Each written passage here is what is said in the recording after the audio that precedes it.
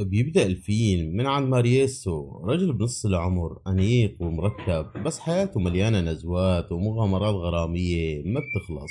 مارييسو الشخص بيدعي الجدية والرزانة قدام الناس، بس بالحقيقة إنه بعيش دايما بدوامة من العلاقات النسائية، وهذا الشي بيحطه بمواقف مضحكة ومحرجة طوال الوقت. القصة بتبدأ لما بيتعرف على لورا، بنت حلوة بريئة من برا، بس بنفس الوقت عندها شخصية قوية وما بتسكت على شي. لورا بتقلب حياته فوقاني تحتاني، لأنها مو مثل باقي النسوان اللي مرقوا بحياته. بالعكس بتحطه بمواقف بيضطر بيواجه فيها حقيقته وتصرفاته الطفولية. بالمقابل ماريسو بيضل يتهرب من الارتباط الجدي وبيحاول يوازن بين لورا وبين مغامراته التانية، مثل الممرضة المغرية ماري فرانسيس يلي بيوقع معها بمشاهد كوميدية مليانة سوء تفاهم، ونسوان تانيين مثل سيليفيا سولار وميريتا ميلر اللي بيشكلوا مثل مصايب متحركة بحياته. المواقف الكوميدية بالفيلم بتعتمد على سوء الفهم والغيرة ومحاولات مارييسو يخبي خياناته وكذباته الصغيرة، بس كل مرة بينفضح بشكل مضحك. في مشهد مميز وقت بيكون عند الطبيب وبتدخل الممرضة ماري فرانسيس، بتتحول الزيارة لفوضى من الإيحاءات والمواقف الغريبة. مع تطور الأحداث لورا بتكتشف إنه ماريسو رجل ما بينفع للثقة وبتحاول تتركه. هون ماريسو لأول مرة بيحس إنه رح يخسر شي مهم، ويبدأ يحاول يغير من حاله ليثبت إنه بيحبها فعلا،